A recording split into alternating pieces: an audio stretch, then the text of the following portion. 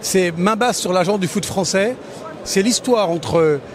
c'est une histoire des droits télévisuels. Alors, dit comme ça, vous allez me dire, ouais, bon, c'est pas très intéressant. Non, c'est comment le football français a fait équipe avec un fonds d'investissement, comment ça s'est passé, et je raconte toute l'histoire depuis le début, comment finalement cet accord est un petit peu bancal, pourquoi on en est arrivé là dans le foot français, pourquoi on a un tel retard finalement sur les grandes nations du football européenne. Je parle en club, parce qu'on ne parle pas de l'équipe de France ou de des équipes nationales.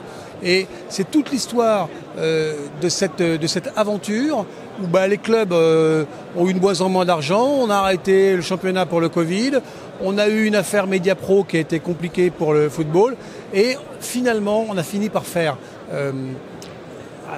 un accord avec un fonds d'investissement. Alors vous me direz, bon mais alors, c'est quoi le sujet ? Le sujet, c'est que cet accord-là, il est extrêmement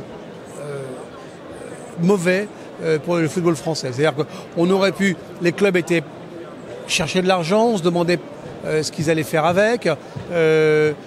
Finalement, ils auraient pu l'emprunter, ils ne l'ont pas fait.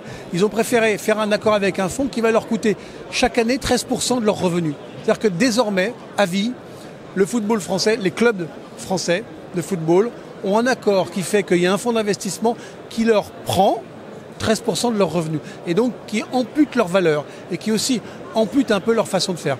Donc je décris tout ça, je décris pourquoi dans cet accord il y a des grands gagnants. Alors le fonds d'investissement, très grand gagnant, des perdants, ceux qui ont touché le moins d'argent par rapport aux milliards et demi récoltés. Alors il y a des clubs qui n'ont pas su négocier, pas su se débrouiller. Alors le grand perdant de loin c'est l'OM. Mais il y a aussi Nantes, Bordeaux, Saint-Étienne, qui sont vraiment les grands perdants. Les grands gagnants, c'est le président de la Ligue, puisqu'il a touché un bonus de 3 millions d'euros et qu'il a augmenté son salaire par 3. Il a fait x3 sur son salaire. Le fonds, parce qu'effectivement, de façon récurrente, pendant des dizaines d'années, il va toucher de l'argent. Donc je raconte les coulisses de toute cette histoire. Alors à la fois les coulisses dans la LFP, dans les clubs, mais aussi dans le pouvoir politique, à l'Élysée, la relation du foot avec Canal+, parce que ça c'est un sujet extrêmement important, pointu. Et donc voilà, c'est l'histoire d'une captation, je dis main basse parce que ça résume bien l'opération, c'est-à-dire qu'on a fait effectivement main basse sur l'argent du foot français. Aujourd'hui, le football français, il est économiquement, parce qu'il faut parler d'économie, mais malheureusement l'économie quand même entraîne ce qui peut être le sportif. Aujourd'hui, il faut dire que le football français, il est décroché. On parle souvent du Big Five, les 5 grands pays, mais en fait, en vrai, il y a 4 grands pays de football qui sont l'Angleterre, l'Allemagne, l'Italie et l'Espagne, et nous derrière, et qui sommes bien décrochés, pour de multiples raisons. Mais c'est pas d'avoir fait alliance avec un fonds qui va nous sortir de là, au contraire, c'est ce qui va nous enfoncer.